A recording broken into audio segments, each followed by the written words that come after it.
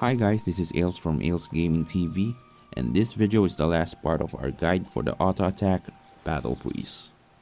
I know that you guys waited for so long, but no worries, this will definitely complete your battlepriest setup since we're going to talk about statues, feathers, and the most important thing that will level up your playstyle, the Verus Cores. So without further ado, let's jump into the video.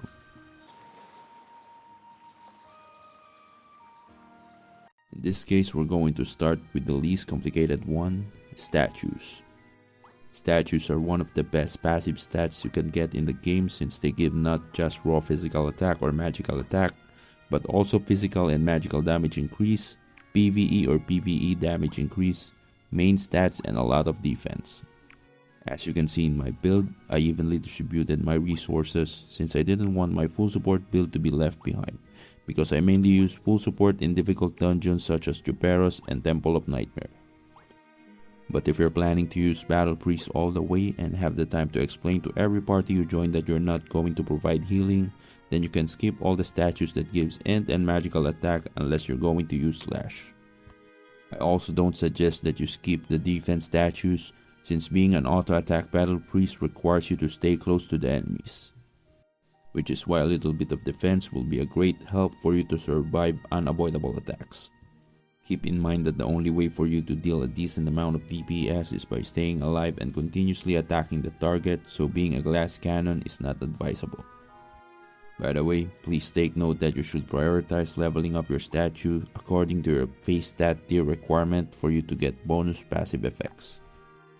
If you're asking what to get in the higher ranking F2P statues such as Miss, Intimidation, Relic, and Omni, then I suggest Miss and Intimidation since their rank stats provide damage increase and reduction according to size and race. If you want to check out more information about each of their rank stats and customize your build, then you can just click the stat overview and then rank stats tab. I don't suggest prioritizing Omni statue since pet will not be a reliable source of DPS or survivability unless you're using a pay to win pet. Alright, so now we will proceed with the feathers. Just a quick tip on how to calculate the stat of your feathers.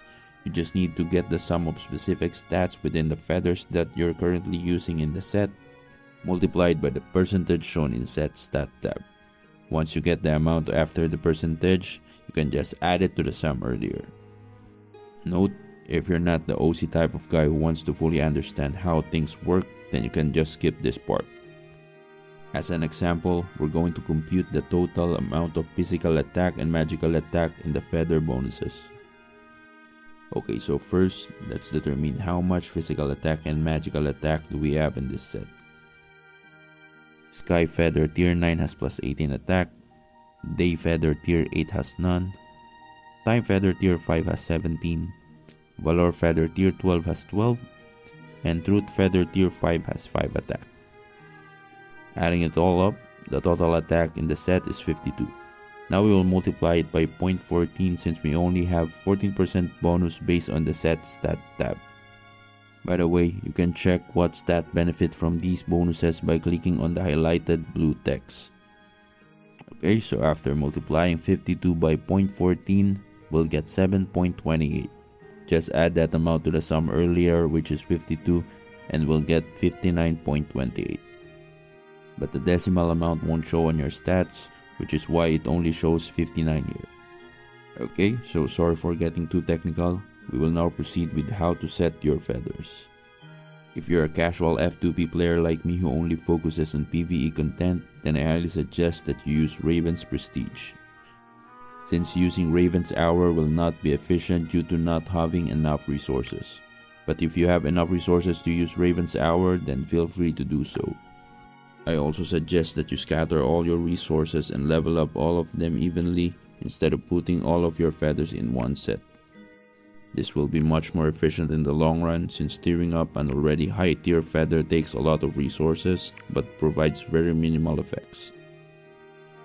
Alright, so for the type of feathers we should choose, for me it's best to use Sky, Day, Time, Valor, and Truth feather since we're only focusing on PvE, so Space feather will not be a good option unless you have the resource to use Raven's Hour. We also choose Truth Feather since we only need Strength for the Stat Feather. Unless you're planning to use Slash, then Fate Feather will be a good replacement. The Truth Feather provides magical damage increase as well, so our full support build will also get the benefits as long as we have Holy Light boost Verus Cores. For defense, you can just use 3 yellow and 2 purple for PvE content, but use Truth Feather in one of the slots to still pump up your DPS. Please be reminded that this suggestion is for F2P players that don't have much resources and can't afford to purchase light and dark feathers.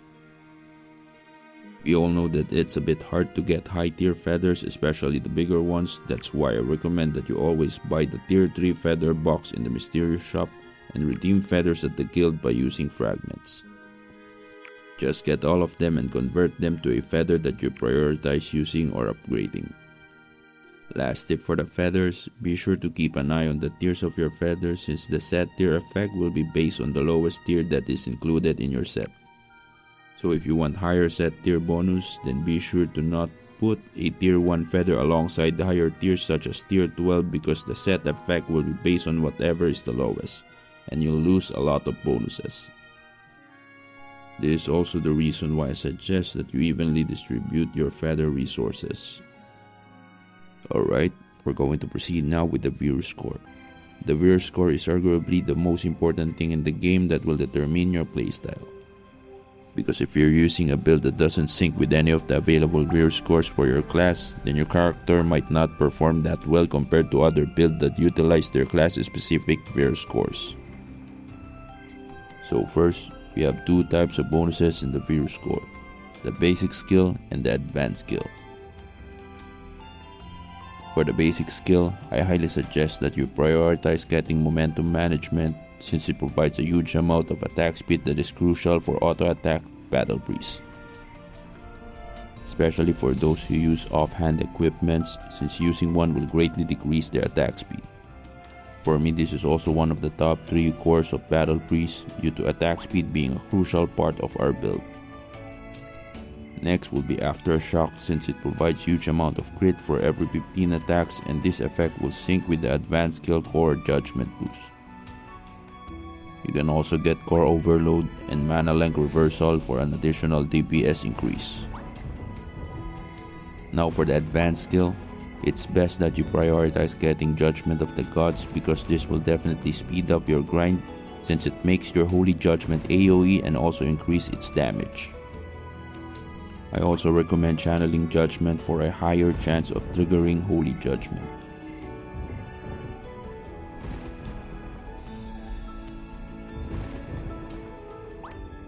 You can use Mace Mastery and Holy Element Affinity as well if you just need a straight up damage increase. But if you're really focusing your build on Holy Judgment, then the best cores will be Judgment Multi-Attack and Judgment Boost. Since Judgment Multi-Attack will give your Holy Judgment the ability to attack multiple times, and Judgment Boost will allow your Holy Judgment to deal critical damage. Please take note that some of these Verus Cores might not be available on your server, so I suggest checking the available Verus Core by going to Combine tab and clicking the magnifying glass icon.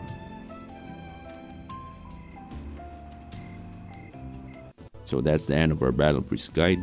I hope that you'll be able to get some insights from my battlepriest video, and I'm looking forward to seeing you, maybe in cross-server modes or when the time comes that all the servers merge.